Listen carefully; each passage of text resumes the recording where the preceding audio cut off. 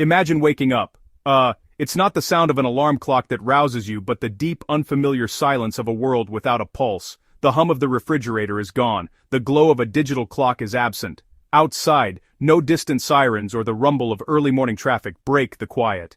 This is the morning of day 90. 90 days since the grid went down for good. No power, no running water, no internet, no deliveries. The intricate web of systems that held our modern civilization together hasn't just been strained. It has been completely and utterly shattered. This isn't a temporary blackout. This is the new reality. A world reset to a harsher, more primitive state. What does life truly look like after 3 months in the dark? It's a question many have contemplated, but few have dared to explore in raw, unfiltered detail. The initial shock has long since faded, replaced by a grueling, day-to-day struggle for existence. The assumption that help was on its way has evaporated like morning dew under a relentless sun. Civilization hasn't bounced back. It has broken into countless fractured pieces. The world you once knew, convenience and connection, is now a distant memory, a ghost story told to children who barely recall it. We will explore this world as a sober look at predictable stages of collapse. We will move through the timeline day by day and then month by month to witness how society unravels and is reshaped. We will examine critical turning points where human behavior shifts, where desperation overrides morality, and where adaptation becomes the only path to survival. This journey will take us from the initial hours of confusion and panic to the grim realities that set in weeks later, and finally to the emergence of a new, starker form of living. It is a chronicle of what happens when the lights never, ever come back on.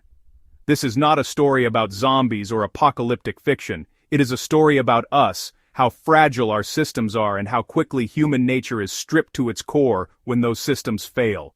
We'll look at phases of breakdown from chaotic scrambles for resources to quiet, disciplined routines of those who endure. The journey begins now, with the first tick of the clock in a world that has fallen silent. A world where survival is the only thing that matters anymore.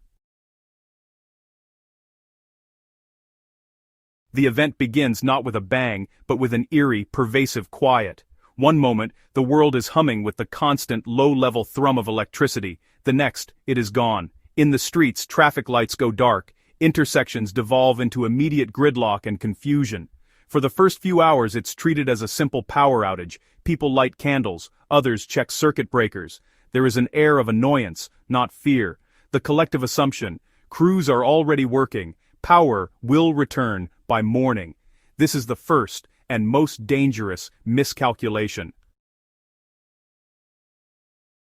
The sun sets and cities plunge into a profound, unfamiliar darkness. Communication begins to falter. Cell towers on backup start to fail, one by one. The internet vanishes completely. Silence becomes absence of knowledge, quickly filled by rumor and rising panic.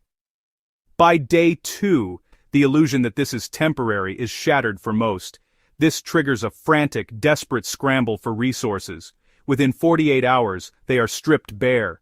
The civility of the checkout line is replaced by the raw, primal instinct of survival. Gas stations are the next critical point of failure. Those few stations with backup generators are swarmed, only to find the underground tanks have run dry by day 3. Pharmacies are also quickly overwhelmed. For millions, this marks the beginning of a terrifying countdown. During this frenzied period, the prepper remains unseen. They are not in the chaotic lines or the looted stores. They are at home, observing the predictable implosion of society from a safe distance. Their fuel was already stored. Their pantry was already full. Their primary task now is not to acquire more, but to protect what they have. They reinforce doors and windows, keep a low profile, and avoid any action that might draw attention. They listen to the growing sounds of desperation outside, and know that the most dangerous phase is just beginning.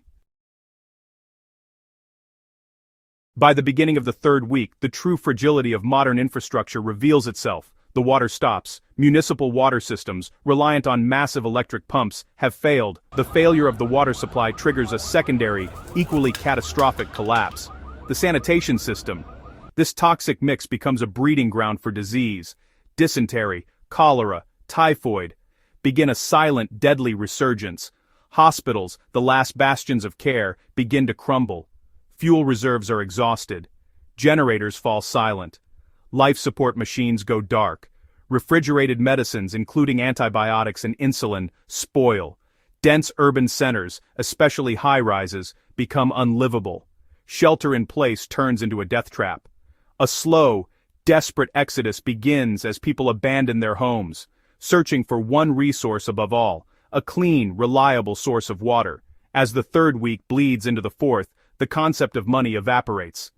A person could have $1 million in cash, but if they have no food or water, they are poorer than the man who has a single water filter.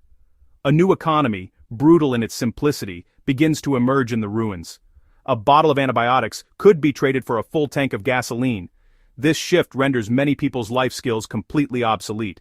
In contrast, the carpenter, the gardener, the seamstress, the hunter are now the wealthy elite. In suburbs and small towns, people begin to realize they are on their own.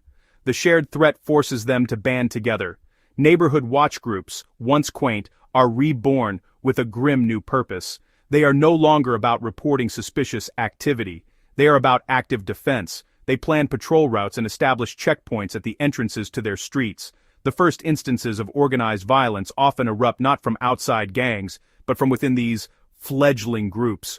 For the prepper, this presents a difficult choice: to remain isolated and risk being overrun, or to join the group and risk exposing their resources. If you want to understand what long-term survival really looks like, not the Hollywood version, subscribe to A Small Town Prepper.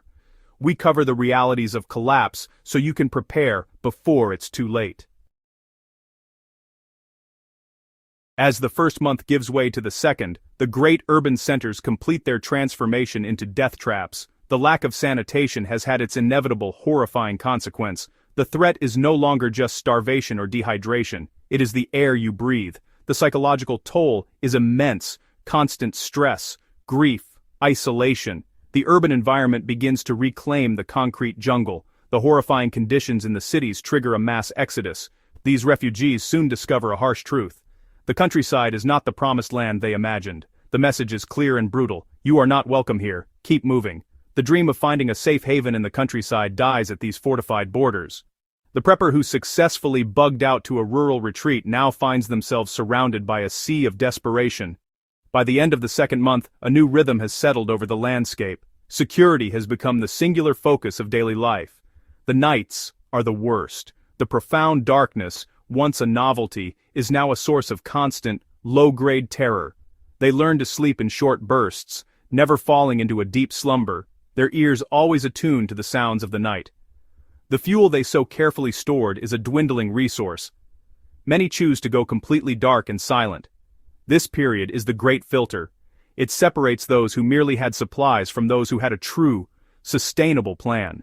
They have endured the breakdown phase by understanding that survival is not about fighting the new world, but about becoming a ghost within it. As the world crosses the 60-day mark, a profound psychological shift occurs. The idea of rescue has finally died. This acceptance allows people to stop looking backward and start building something new. Gardens replace groceries, wood stoves replace furnaces. In pockets that have endured, the focus shifts from mere survival to sustainable living. Survivors start building micro-communities. Skills like canning, blacksmithing, and herbal medicine become currency. The ability to fix a leaky roof, grow vegetables, or mend clothing is now the equivalent of a high-paying job. Her herbal knowledge eclipses expired pharmaceuticals. This web of mutual obligation strengthens the community's bonds. Children adapt fastest. They don't miss the old world as much as the adults do. Their education is stripped down to essentials, prepared not for an abstract economy, but for direct, tangible survival. They grow up fast, innocence tempered by harsh realities. The idea of recovery fades. People stop waiting for rescue. Trade networks form: water, food, medicine, ammunition. Authority returns, but smaller, more local. Towns police themselves. This is when survival becomes life, not just enduring, but rebuilding from the ashes. We have walked through the phases of collapse, panic, realization, breakdown, adaptation, and the emergence of a new normal. The question isn't whether the grid can fall, it's whether you can endure what comes after. Prepare today, because once the lights go out, the countdown begins.